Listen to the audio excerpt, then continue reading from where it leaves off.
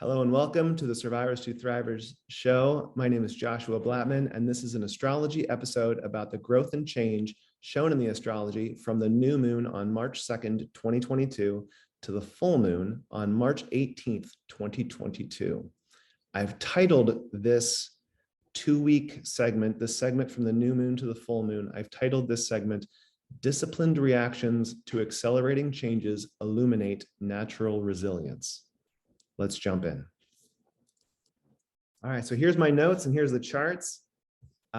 This new moon happened in the 13th degree of Pisces, and the 13th degree of Pisces will come back to us later when we talk about Mercury in the full moon chart on the 18th.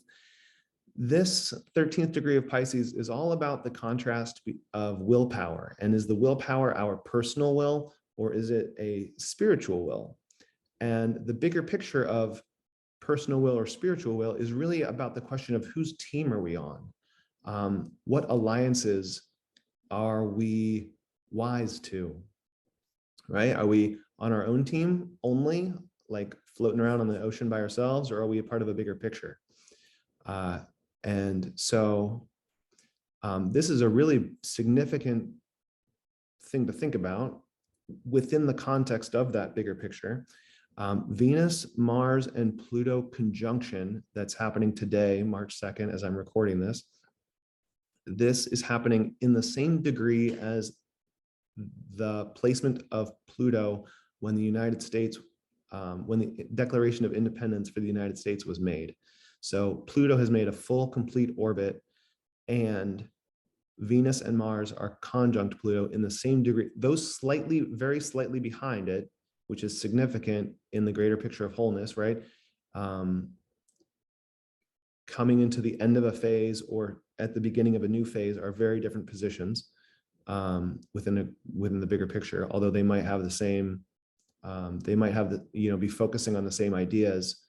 Slightly behind and slightly ahead are different, right? Right, it's the difference between first place and last place in a race.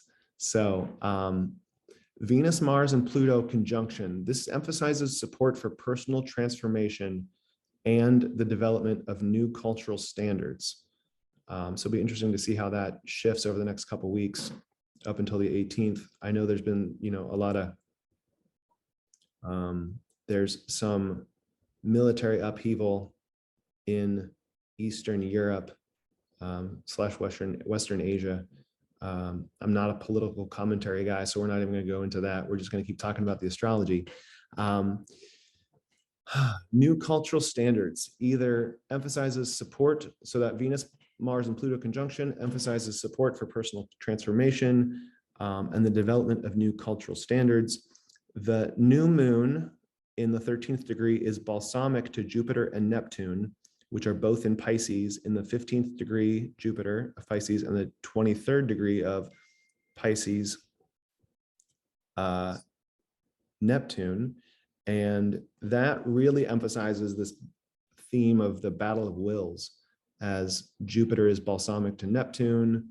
And so like the ways we've done things is collapsing to a greater cultural, a greater humanity, like cultural at the level of humanity. So like global culture is shifting. So I kind of see this as the birth of cultural individuality, or the birth of conflict between cultural individuality, cultural powers. For example, conflict, and there's a quote down here. If you're able to see the notes I've got here on the page, whether you're seeing this, whether you're getting this content in just audio form, I'll try to post the video link in the audio in the podcast. Those of you who are listening to this podcast on live on an app called Wisdom, I'm unfortunately, I'm not sure if I'm going to be able to share that link for you, but we'll see. So, but the point is, the link is to an article by The Atlantic saying that Beijing has sealed a no limits partnership with Putin and refuses to condemn his aggression. So if we're talking about cultural individuality and the contrast that's highlighted between in the conflict that's also written in this shift, then you can kind of see a picture taking shape that's US, or that's Russia and China versus basically everybody else. And Africa and South America are abstaining, right? So let's keep moving on. So Capricorn 27 degrees to 28 and 28 degrees in aspect to Jupiter, which is where that Venus, Mars, Pluto conjunction is.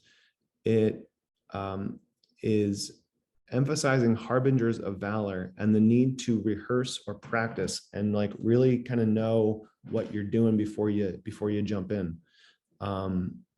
So Venus and Mars will transit Pluto, and then all the planets will be waxing to Pluto. So that really emphasizes new impulses for activity, in the micro and the macro. So in my last episode, I talked about, from the full moon on February 17th, 18th, 19th, somewhere in there, until the new moon that's on March 2nd. We talked about how, February 16th, yep. We talked about how, and I'm sharing my screen on here too, so you can kind of see that I've got a bunch of these moon phases in the window. And so what I was saying is that the need to rehearse, the need to practice, and word that I've read is that, Putin has been planning this attack or this invasion since like 2014. So that's not any assessment on what's going to happen. That's just like emphasizing the need to practice. So the Mercury conjunct Saturn in the new moon chart that is today. Mercury is a couple minutes ahead of Saturn, very much conjunct. It emphasizes organic transformation that unveils evidence of peace, or a certification of individual worth and victory.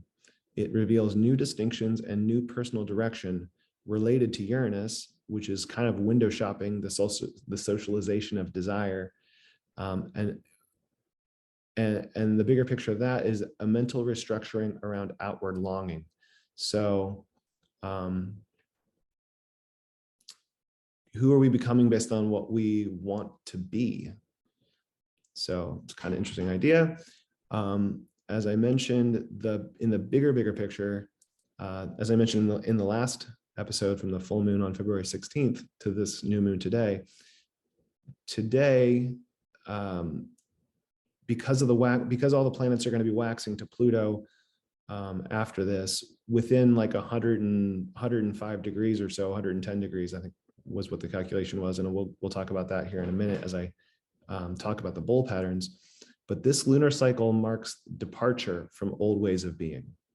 Kind of emphasize that a little bit with this birthing of cultural individuality. But again, the lunar cycle marks the departure from the old ways of being. The new moon bull, that's today, March 2nd, has a midpoint at Pisces 20 degrees. And the midpoint is the energy that anchors the chart. It focuses the chart. And the focus at Pisces 20 degrees is all about nourishment, and nourishment in the harvest of the soul's archetypal purpose. So as individuals, we might get value from noticing what nourishes us individually. And, individually as any kind of level of community unit, like a family or a community or a culture, city, nation, whatever you got. So notice what nourishes you, clarify and recommit to that which is nourishing, and experience what's beyond concrete existence. It's a really great opportunity to focus on, discovering and rediscovering grounding techniques. It's especially important for somebody like me who kind of lives in the clouds. And one of my favorite techniques is, in addition to yoga, is Kundalini And Kundalini is just a way to move energy, so that that energy doesn't get you when you're, so it doesn't act out of you. It gets released from you. And a really great website that has,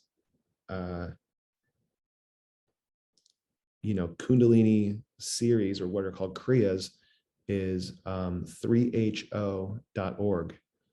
O like the letter.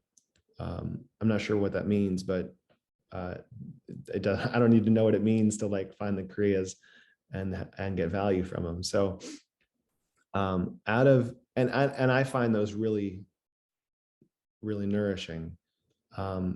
A central axiom in Kundalini is poke, provoke, transcend.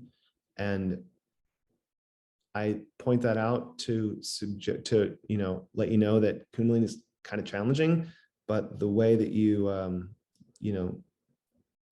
in the sustaining of the challenge, there's a transcendence and a release that's really delightful. So anyway, moving on. So the full moon bowl, I talked about the new moon bowl being all about nourishment, or being, concentrated around the idea of nourishment. And I know that's not really what the world is showing us right now, with all the craziness going on, with all the conflict going on.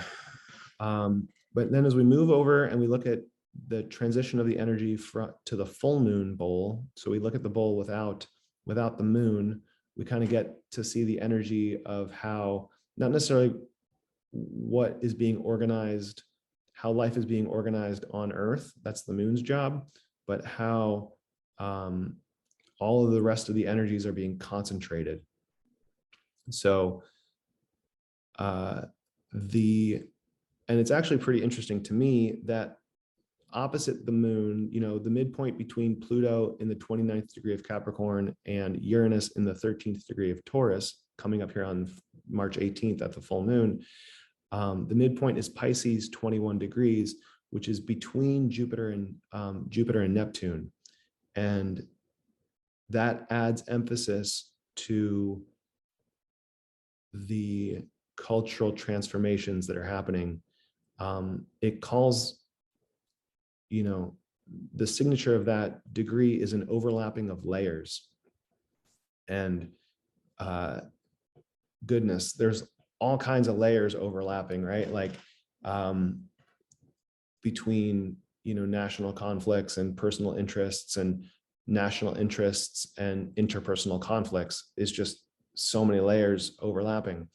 The moon, which was outside of the bowl, but the moon represents a catabolic, potentially reckless willpower that doesn't access root knowledge, but relates to a wide span, not to natural root wisdom, but just to like wisdom that, to knowledge rather than wisdom.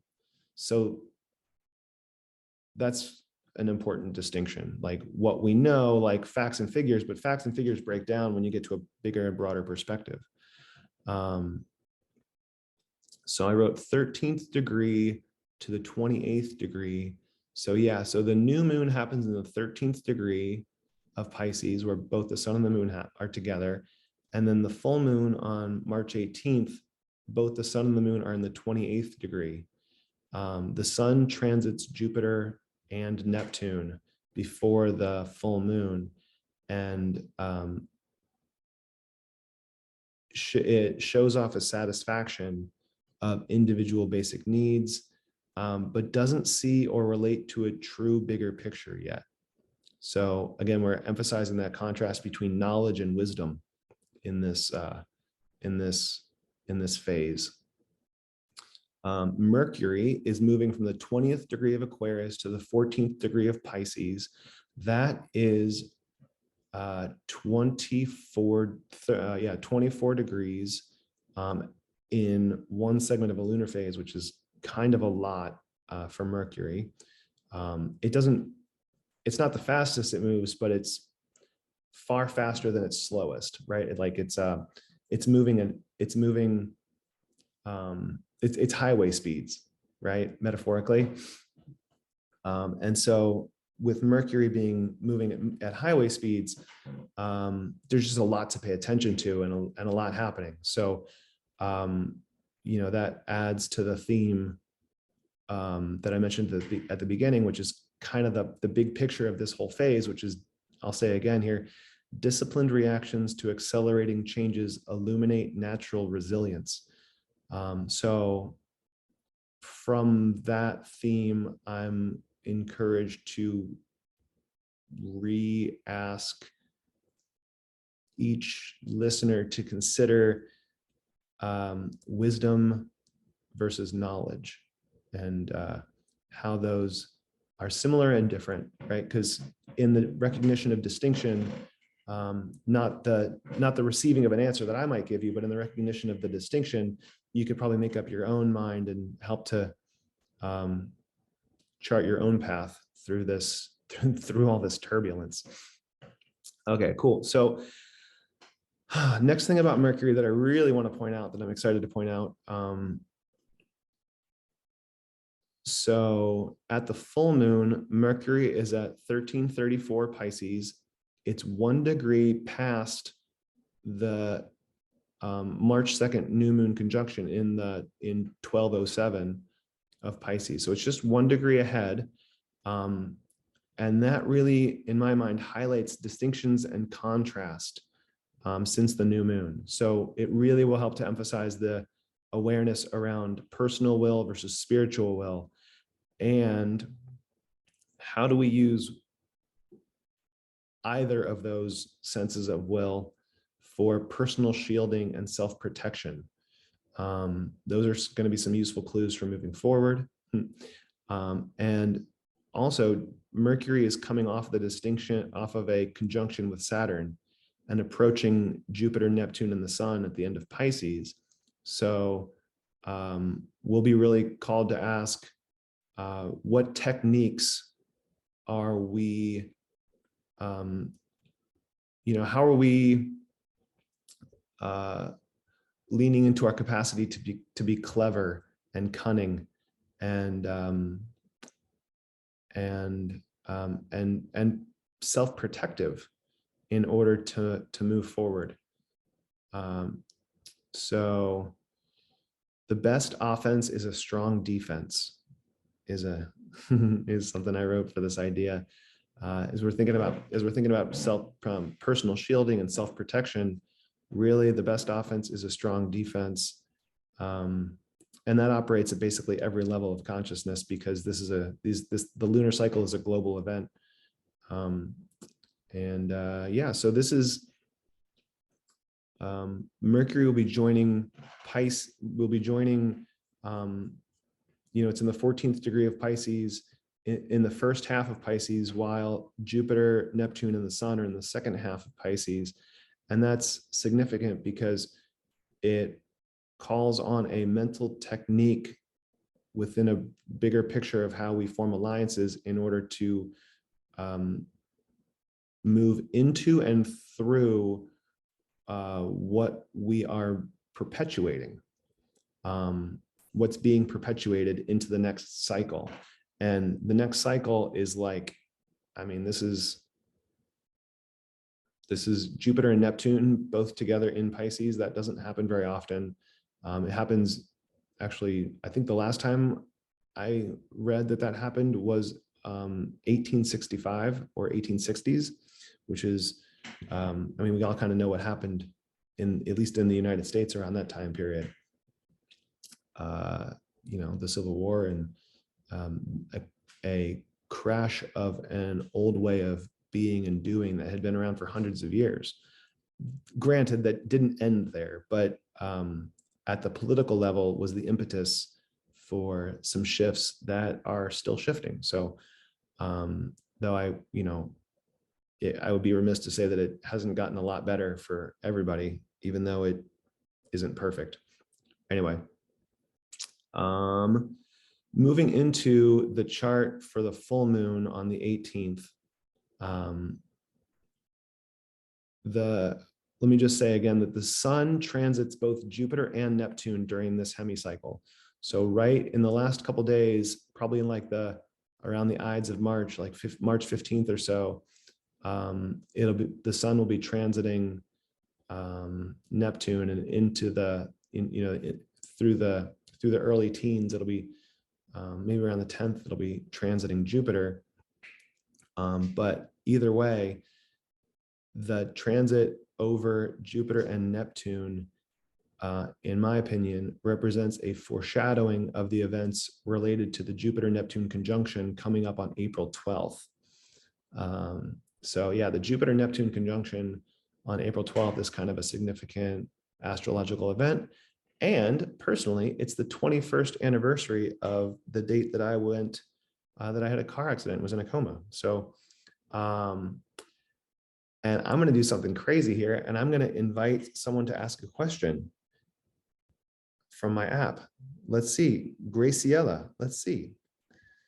All right, she's going to be joining here, and we'll see. And after she's off, we'll talk more about this full moon coming up on the 18th. But here we are, Graciela, what's going on? Hi, Joshua. I listened to you a few days ago, and I haven't been able to come up. How are you? I'm very well. How are you? I'm doing great. I wasn't really pondering a question. This is very interesting. Mm-hmm. I really just came to say hello because it is the new moon, and I'm hosting a new moon meditation tonight. I do this twice a month, and so I love, just the moon in general and everything you're saying. And let me tell you, April 12th, Jupiter and Neptune is going to be explosive, in my opinion. I mean, Jupiter, there's so much strength there, and power and masculine energy, and it's just awesome. Do you want to tell me more about that about the Jupiter-Neptune conjunction, since we're live on YouTube? Oh, I actually don't know much about the conjunction of Jupiter and of Neptune coming on April 12th. I do all of this as I go along because really my focus is life coaching, not astrology, you see? Sure. Yeah. Right. But you can tell me more about it for sure. I definitely enjoyed listening. And really, I just wanted to say hello because we hadn't been able to connect, and I wanted to introduce myself because some of your followers may also, some of your listeners may also not know about me since I haven't connected with you. And I'm just so excited to be here. So awesome. Yeah, thank you for all that you do and for rocking life after a traumatic car accident. I've been there, and it's being a survivor is very interesting.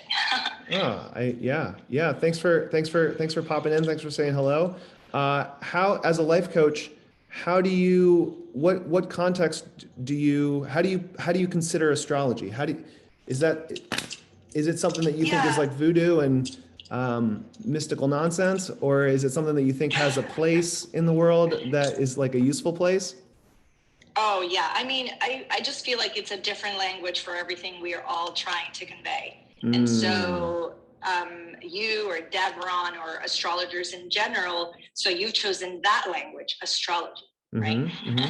And then as a life coach, I really just focus on my what's the word? Oh my gosh, my packages, which are all about hope and soul alignment. And if my client brings in astrology to the table, then we dive into it, right? Because I work with a lot of Christian clients who will not bring astrology to the table and to the conversation.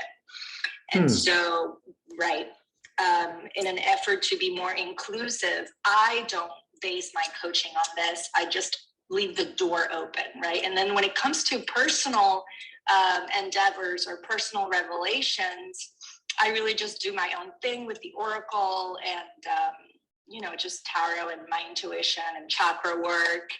And really the new moon in Pisces right now it's speaking my language, which is why I host a group on the new moon and on the full moon, because the new moon is all about hope, and it's all about intentions, and it's all about plans. And so as a coach, that's my language, right?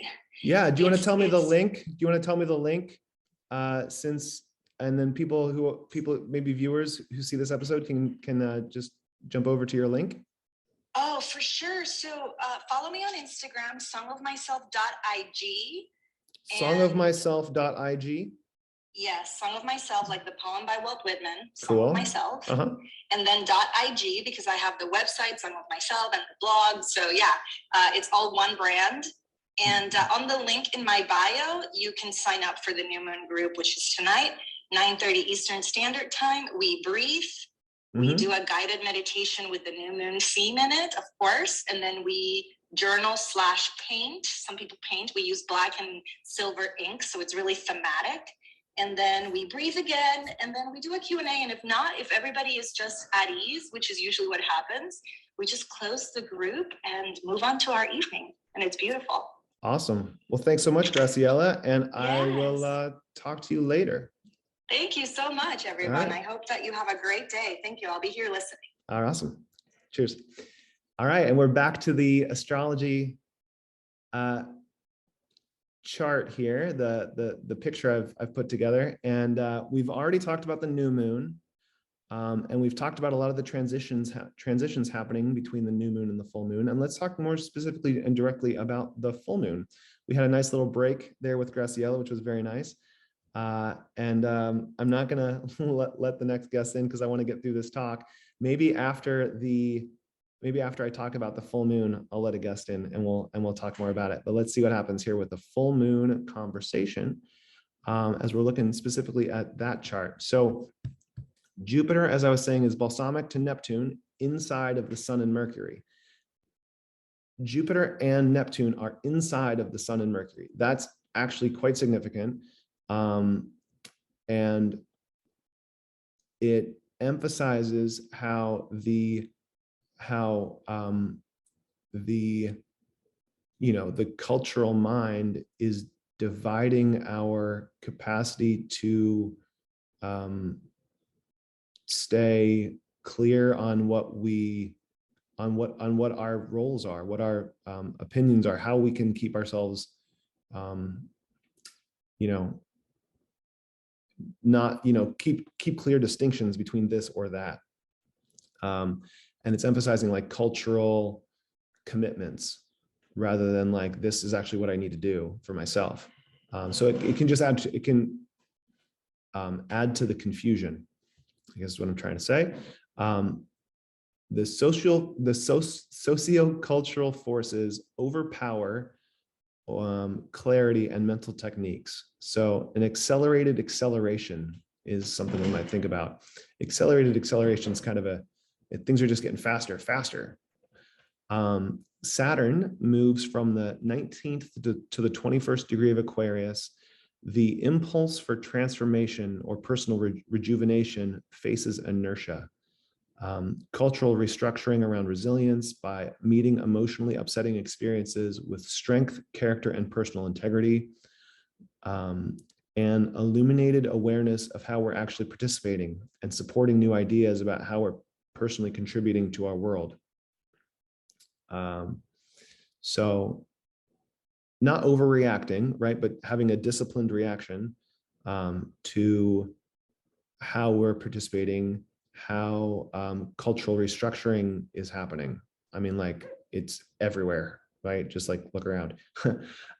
Uranus is going from the 12th degree to the 13th degree of Taurus. So, and what you can grab from that is that ambition is being mobilized and socializing compulsions for gain. Gosh, I can really clearly think about one world leader who really wants to, has a compulsion for gain. There's a trine between Pluto, the moon, and the lunar north node, which I kind of imagine as like this grand integration. It has a signature of grand integration. More specifically about that, violence that enhances collective cultural values, violence for survival, mixed with clairvoyance, mixed with willpower and personality. The moon reminds us that existence is motion. They're in the 20th degree of Virgo. So everything's moving, and whether it's our power, our willpower, or a divine willpower, existence itself is motion. And so it might ask us, what is the quality of that motion? What quality of motion is being revealed by the full moon? And just remember that quality of motion is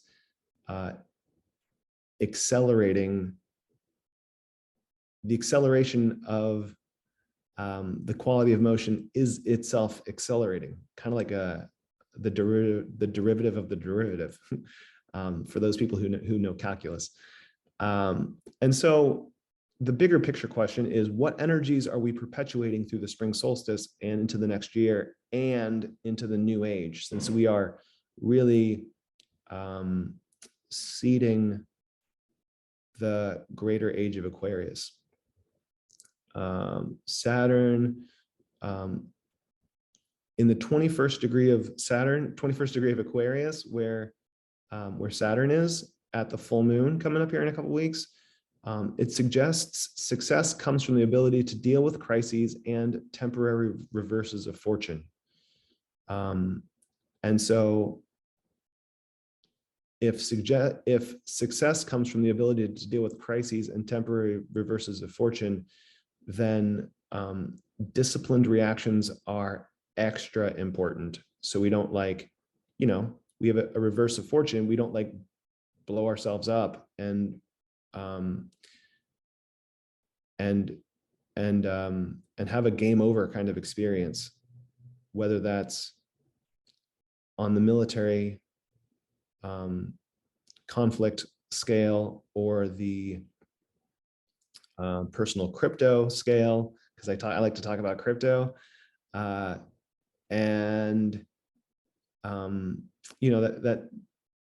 crypto is a personal battle, and people who invest and people that I've followed and watched a lot of content from all say the goal is not to win right now, but to win enough and get out enough to be able to stay in the game long term. Otherwise you might get liquidated, which is never a good idea. So the sun moon opposition at the full moon, something called a syzygy, which is a really fun word that I learned from reading a book by Dane Rudger. If we look at that sun moon opposition, the syzygy, and we add the sun to that grand integration trine that I mentioned with Pluto, the moon, and the lunar north node, both Pluto and the north node have a sextile to the sun, which helps to support and anchor the energy of the sun down there in the 28th degree of Pisces. And the moon is opposite that, all kind of by itself out in space in the 20th degree of Virgo. And I'd like to read the Sabian symbol for that 20th degree of Virgo. And just a real quick highlight about what the Sabian symbols are. If 360 degrees is a full circle, it's kind of a context for encapsulating consciousness. The I Ching is, for example, 64 is a geometry based on 64. Astrology is based on a geometry of 360. And the sacred geometry within that is, boils down all the way to an individual degree. And each individual degree,